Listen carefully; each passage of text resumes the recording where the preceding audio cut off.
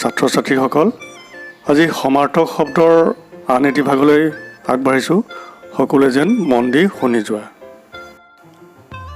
ইচ্ছা, আকাংক্ষা, আগ্ৰহ, ইন্দ্ৰ, দেৱৰাজ, শচীন্দ্ৰ, ইহকাল, ইহজন্ম, ইহজগত, ইংগিত, সংকেত বা ইচাৰা, ইতিহাস, ইতিবৃত্ত বা বুৰঞ্জী, ঈৰ্ষাটোক কয় হিংসা বা পৰশ্ৰীকাতৰ, ঈশ্বৰ, পৰমেশ্বৰ বা জগদীশ। উজাগৰ, অনিদ্ৰা, জাগৃতি বুলিও কয়, উৎসৰ্গিত, অৰ্পিত বা নিবেদিত, উজ্জ্বল, জ্যোতিষ্মান, দীপ্তিমান, উত্তম, শ্ৰেষ্ঠ বা উৎকৃষ্ট, উত্তাপ, তাপ বা উষ্ণতা বুলিও কওঁ, উত্তৰ, কৈফিয়ত বা জবাব বুলিও ক'ব পাৰি, উত্তীৰ্ণ, কৃতকাৰ্য বা সফল, উদং হৈছে খালী বা ৰিক্ত, উত্তেজনা, উদ্দীপন বা উদ্দীপনা, উৎসৱ, উৎসৱ বা আমি পাৰ্বণ বুলিও ক'ব পাৰোঁ। উপাৰ্জন, আয় বা অৰ্জন, উদয়, উদ্ৰেক বা সঞ্চাৰ, উপস্থিত, উপনীত, উপাদান, উপকৰণ, উপহাৰ, উপায়ন, উদাহৰণ, আদৰ্শ বা চানাকি বুলি কওঁ, উপকাৰী, হতকৰ বা হিতৈষী, উদাসীন, নিৰ্লিপ্ত বা উদাসী, উন্নতি, সমৃদ্ধি বা শ্ৰীবৃদ্ধি, উপদেষ্টা, উপদেশদাতা বা পৰামৰ্শদাতা, উপৰিপুৰুষক কোৱা হয় পূৰ্বপুৰুষ বা বোপা ককা, আৰু ঋণটোক আমি ক'ব পাৰোঁ ধাৰ বা দেনা, এনেধৰণৰ।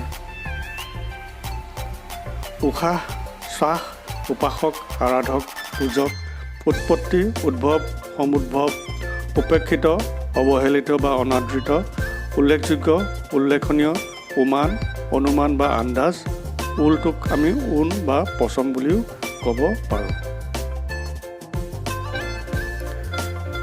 একাগ্ৰ চিত্তে, মনোযোগেৰে, এইবেলি, এইবাৰ, ইবাৰ, একাগ্ৰ, একান্ত, মনোযোগ, একমত, সহমত, একতা, মিলন, সম্প্ৰীতি, এঢলীয়া, হেলনীয়া বা একতীয়া, এলাইবাদুক কোৱা হয় অকামিলা বা অপদাৰ্থ, ঐৰাৱত, গজৰাজ বা গজেন্দ্ৰ, হাতী বুলি কওঁ, এলেহুৱা, ধূত, সুৰূপা, এলেকা, অঞ্চল, এৰেহা, উৎসৃষ্ট বা চোৱা, উটটোক আমি উষ্ঠ বুলি কওঁ, উৰেদিন, গোটেই দিন, উৰণি, অৱগুণ্ঠন বা অৱগুণ্ঠিকা বুলি কোৱা হয়। এইটো নতুন শব্দ, সকলোৱে মন কৰিবা।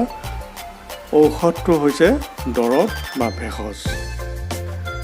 ভিডিঅ'টো কেনেকুৱা পালা তোমালোকে জনাবলৈ নাপাহৰিবা। তোমালোকৰ বাবে এনেধৰণৰ ভিডিঅ' সদায় আগবঢ়াই যাম, আৰু তোমালোকে চেনেলটো ছাবস্ক্ৰাইব কৰাৰ লগতে শ্বেয়াৰ কৰি তোমালোকৰ বন্ধু বান্ধৱবিলাকৰ মাজতো প্ৰচাৰ কৰিবলৈ চেষ্টা কৰিবা। সকলোকে পুনৰ শুভেচ্ছা আৰু ধন্যবাদ জ্ঞাপন কৰিলোঁ। ধন্যবাদ।